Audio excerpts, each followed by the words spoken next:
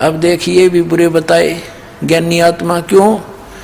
उस चुनक ऋषि ने साधना की, भगवान मिला नहीं, सिद्धियां, एटम बम बन गया। एक मानदाता चक्रवर्ती राजा था, पूरी पृथ्वी पर शासन जिसका हो उसको चक्रवर्ती राजा कहते हैं। अब ये चक्रवर्ती राजा ये अपनी पृथ्वी पर ये देखना चाहते अपने शासन काल में कि मेरे अंतर्गत मेरे अधीन जितने नवाब हैं, राजा हैं, छोटे नरेश हैं, उन्होंने किसी ने मेरी प्रभुता, मेरी पराधीनता अस्वीकार तो नहीं कर दी है। इसलिए एक अश्वमेघ का घोड़ा छोड़ देते हैं अश्वमेघ यज्ञ के लिए, उसके साथ कुछ सैनिक भेज देते हैं और राजा का पर्सनल हॉर्स होता है अपना घोड़ा, उसके गले में एक पंपलेट लगा देते हैं, लगा दिया कि राजा मानदाता राजा के पास इतनी सेना है, 72 करोड़ सेना है, और जिस भी राजा को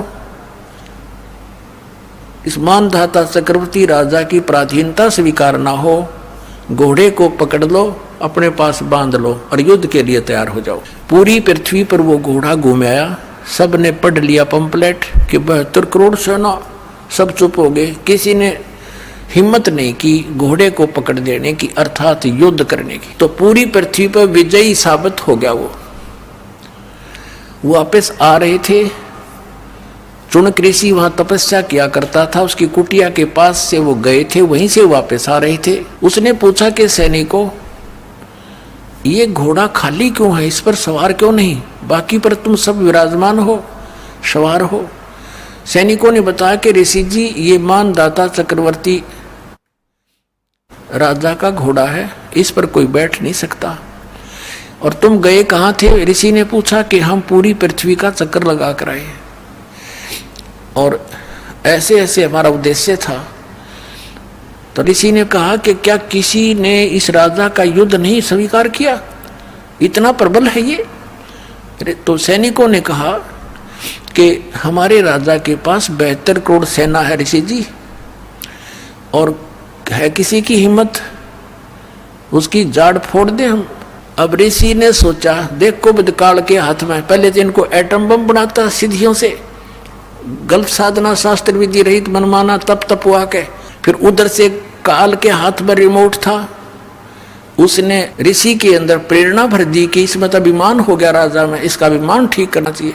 ऋषि खड़ा हुआ और कहने लगा, भाई इस घोड़े को मैं पकड़ देता हूँ और मैं तुम्हारे राजा का युद्ध ओट लेता हूँ।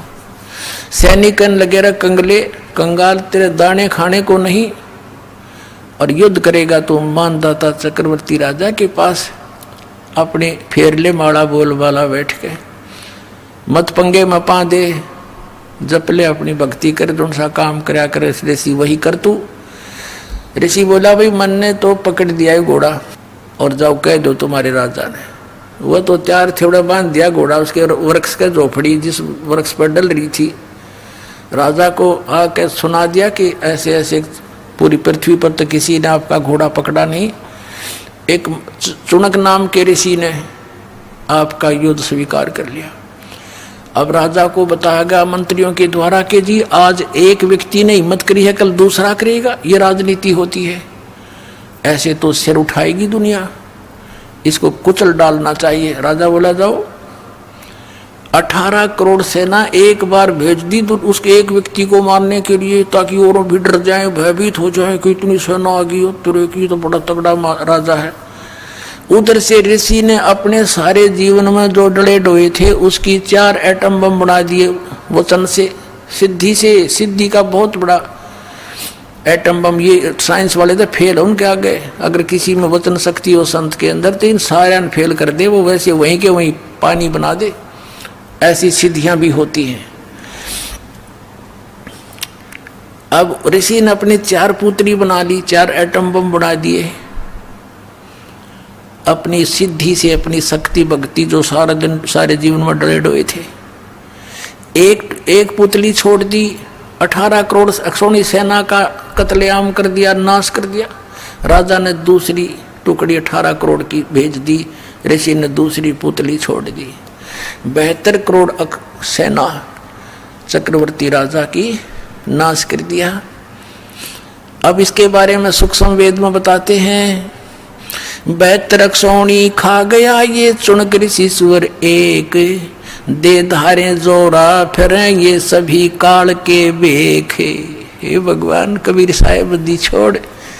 परमेश्वर ने आके बताया कि ये 72 अक्षौणी 72 करोड़ सेना खा गया कौन? वो ऋषिवर, ऋषिश्वर, ऋषियों में भी श्रेष्ठों में भी श्रेष्ठ ऋषि के ये लक्षण है यहाँ के नकली ऋषियों के। इनको हम ऋषि कहीं तो राक्षस कहना चाहिए इनको। बता, ऋषि का के मतलब पंगा लेने का? वो अपनी भक्ति करे, राजा अपना काम करे, दाने तो करता रहे। तो ये राक्षस स्वभाव को धारण किए हुए ये ऐसे लोग हैं। और इसलिए गीता ज्ञानदाता कहता है मेरी साधना भी उत्तम नहीं अनुत्तम है, इसे कुकर्म करेंगे फिर ये बाद में इसको करके ने। अब क्या बताया भगवान ने, कबीर साहब ने, कि 72 अक्षौणी खा गया, कतलेआम कर दिया, सन खा ली वो। और चुनक ऋषिश्वर एक, ये दे धारे मौत फिरे। जोरा माने मौत। तुम ऋषि को, ये तो चलते फिरते जल्लाद हैं, जल्लाद। थोड़ा सा इन्हें छेड़ दे जब तेरा जो नाश होगा। पहले संतों के ये काम होया करें। कबीर परमात्मा आए थे भगवान, पत्थर मारे, डले मारे, तेल के उबलते हुए सरसों के कढ़ाई में डाल दिया, टुकड़े टुकड़े कर दिए, फिर भी खड़े पाए मालिक, और किसी को बद्दुआ नहीं दी। ये होते महात्मा। सर्वगुण संपन्न है कबीर परमात्मा। वो पूर्ण विद्वान वही थे, जगत गुरु वही थे, और तत्वज्ञानी तत्वदर्शी संत वही थे, विद्वान वही थे, और भगवान वही है। अब कहते हैं 72 अक्षौणी खा गया वो चुनक ऋषिश्वर एक, ये दे धारे मौत फिरे है। ये जोरा, जोरा माने मौत है। ये ऋषि दे धारे मौत फिरे। ये सभी काल के भेख ब्रह्म तक की साधना की। इसे भेख माने टोल के टोल, झुंड के झुंड, ऐसे ऐसे। तो ये और फिर क्या होगा इसके साथ? ये ऋषि इसने ओम नाम का जाप किया और हठ योग किया।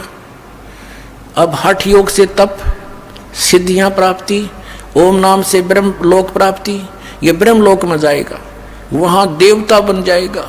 उसके बाद फिर ये पुनक्षीण होने के बाद फिर पृथ्वी पर आएगा, राजा बनेगा।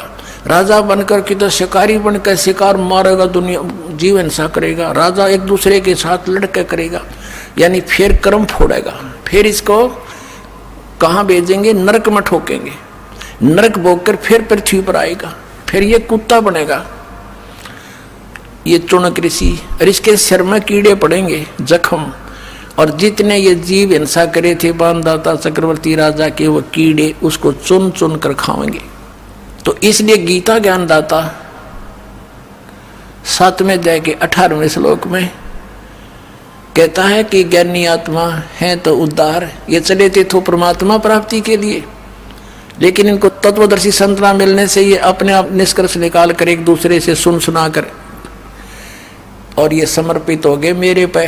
ब्रह्म कहता है काल, और मेरे वाली अनुत्तम गति में सचित रहे, यानी मेरे से जो इस ओम से, मेरी क्रियाओं से, ओम नाम के जाप से जो लाभ मिलना था वही तक गति हुई इनकी। और वो अनुत्तम गति है, अनुत्तम घटिया। अब इस तो बुंडी के घटिया होगी, सारे जीवन डले डोए, और फिर एटम बम बन गया, बबूल का पेड़। आम के स्थान पर संत तो आम के पेड़ होने चाहिए, डले मानो उसको भी फल दे। और ये बबूल बड़ा हाथ ला दे तो गट जा, उस पर दिखते ये की तरह। इनको ऋषि कहा करते थे हम। परमात्मा ने आंख खोल दी हमारी। तो इसलिए कहा कि है तो अच्छी आत्मा, लेकिन मेरे वाली अनुत्तम घटिया गति में सचित रहे। क्यों? क्योंकि इनको तत्वदर्शी संत ना मिला। इसलिए 18वें अध्याय के 62वें श्लोक में कहा है कि अर्जुन तू सर्वभाव से उस परमेश्वर की शरण में जा, उसकी कृपा से तू परम शांति और सनातन परम धाम को प्राप्त होगा। तो पुण्यात्माओं, परमात्मा ने 600 वर्ष पहले कहा था, 3 देव की जो करते भक्ति उनकी कदे ना होवे मुक्ति। और आज इन सब सदग्रंथों ने समर्थन किया, Kabir is God, Kabir is God. बोलो सतगुरुदेव।